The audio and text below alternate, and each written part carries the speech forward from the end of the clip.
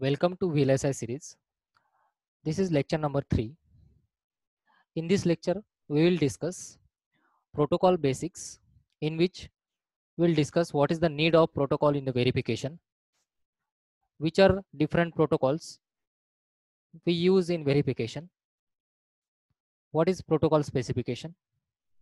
Then we will discuss entity and architecture part in VHDL coding.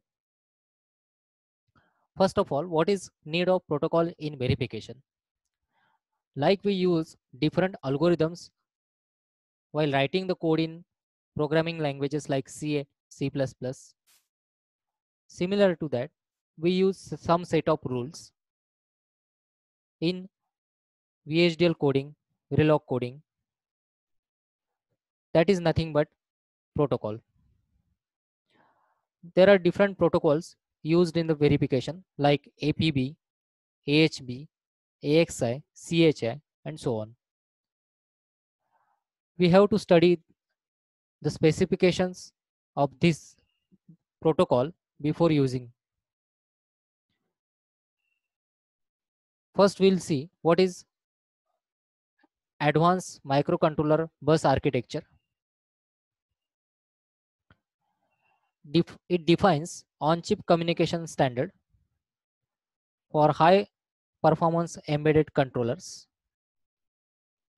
It consists of 3 buses: advanced high performance bus, which is AHP, the advanced system bus, which is ASB, and advanced peripheral bus, which is APB.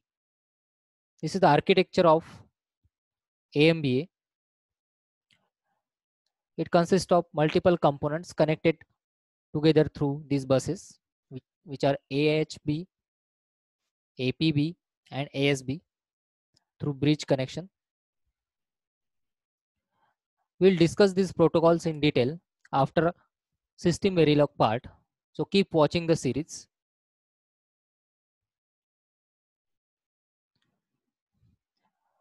APB stands for Advanced Peripheral Bus.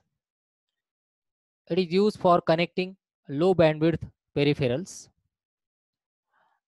It is used to communicate from bridge or master to number of slaves through the shared bus. The reads and writes shares the same set of signals, and no burst data transfers are supported. Burst data transfers are nothing but sequential data transfers. Then what is AHB? It is Advanced High Performance Bus. It requires higher bandwidth on a shared bus. This could be an internal memory or an external memory interface like DMA, DSP, etc. But the shared bus would limit the number of agents.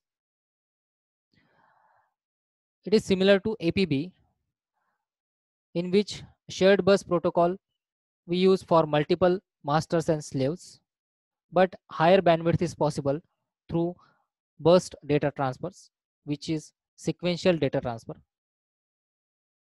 Then what is AXI? It stands for Advanced Extensible Interface. It is used for high bandwidth and for point-to-point interconnect. It supports multiple outstanding data transfer, burst data transfers, and separate read and write paths, and supporting different bus widths. So these are the advantages of AXI. This is architecture of AXI, in which we connect multiple masters and multiple slaves through interconnect. We'll discuss AXI protocol in detail after system Verilog part. This is just an introductory session of protocols. Then CHI is Coherent Hub Interface Protocol. It is used to support coherent interconnects. It uses layered packet communication protocol with link layer and physical layer implementation.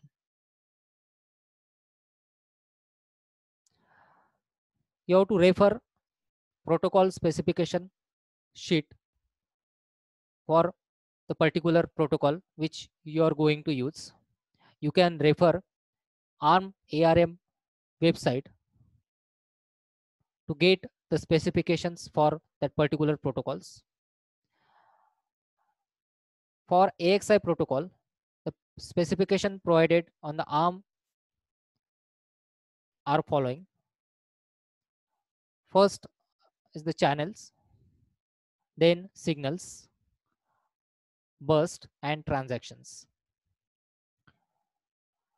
We use different channels like read address channel, read data channel, write address channel, write data channel, write response channel between master interface and slave interface as shown in the figure.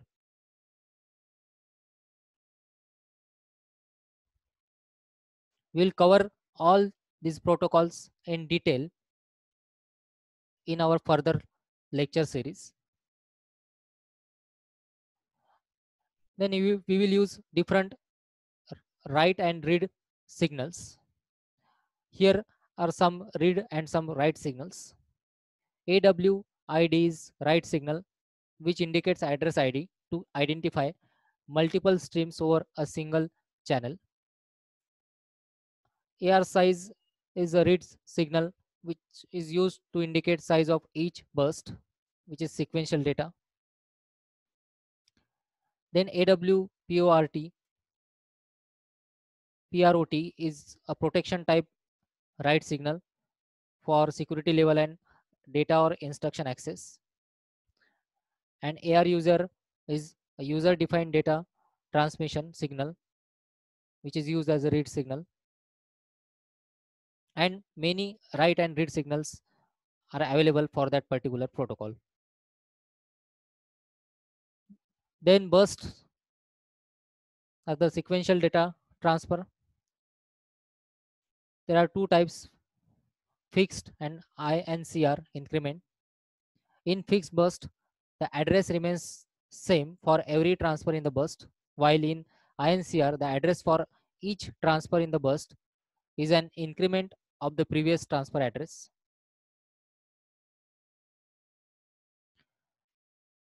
Two types of transactions are available, reads and writes.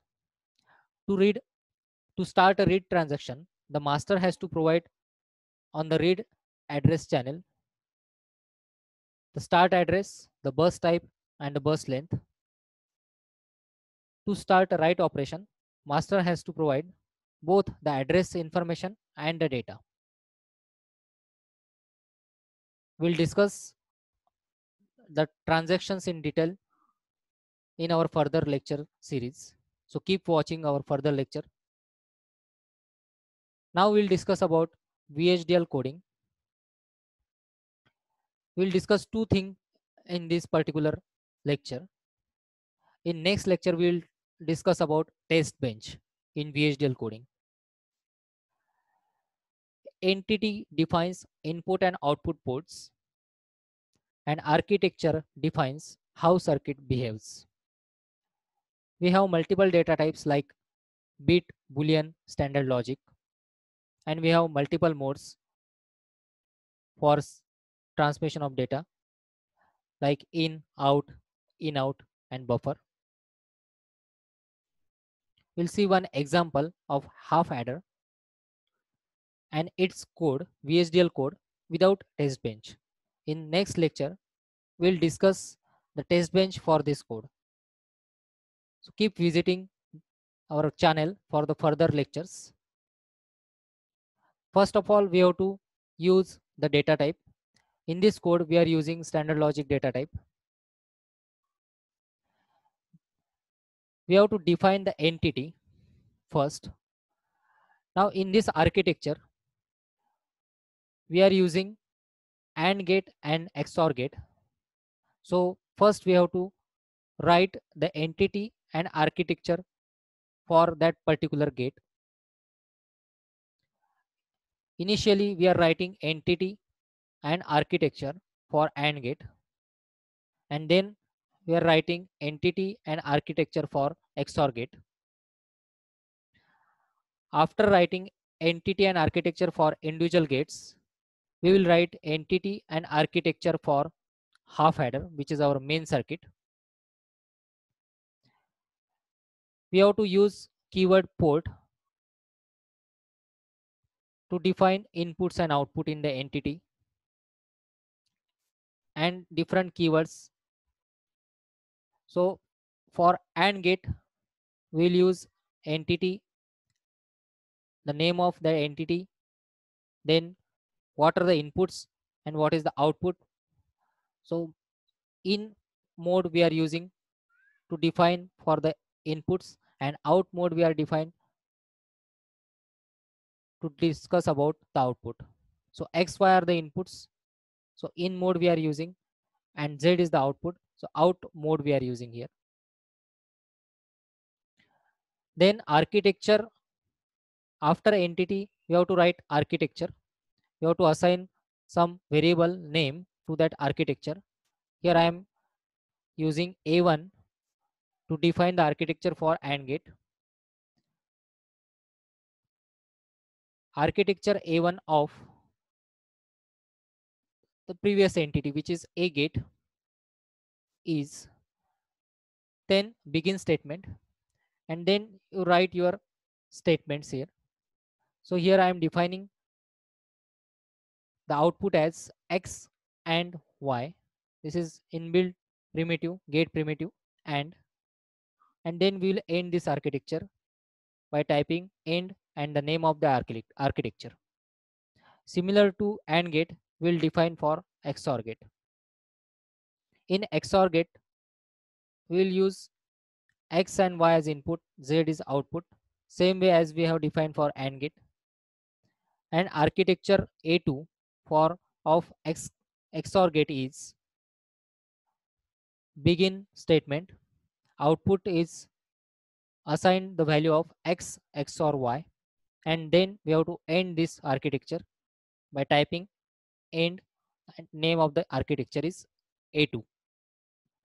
Once we finish with AND gate and XOR gate, we'll write the entity for main circuit, which is half adder. I have declared the name of the entity as half adder. I'm using the port keyword, which we have already earlier used in defining the entity for AND gate and XOR gate. Here X and Y we are considering as the inputs, and sum and carry as the output, and then we will end this entity by using end and the name of the entity. Then we'll define the architecture for this main circuit. I will use the name main1 for this half adder. So architecture main1 of this entity name is, inside this architecture we'll use AND gate and XOR gate. So whatever we have defined earlier, that entities we will use here. So component A gate, port of that component, X, Y are the inputs and Z is the output. Similar to AND gate, we will define second component, which is XOR gate. X, Y input, Z is output, and then we will end this component by using the command end component. Then we'll write the mapping functions using this port map keyword. So S1 is for AND gate, which is we have already defined using this entity A gate. It will map your inputs XY with output as carry, and second we will use XOR gate, which we have defined earlier in this entity X gate, to map XY with sum. So here XY are the inputs and carry is output for AND gate, and XY are the inputs and sum is the output for XOR gate. and then we will end this architecture using end command. The name of the variable should be same. This is VHDL code. We have used here entity and architecture. In next lecture, we will discuss the test bench for this code and what is the importance of test bench and how to write the test bench for the code. These things we will cover in the next lecture. So keep visiting this series of VLSI.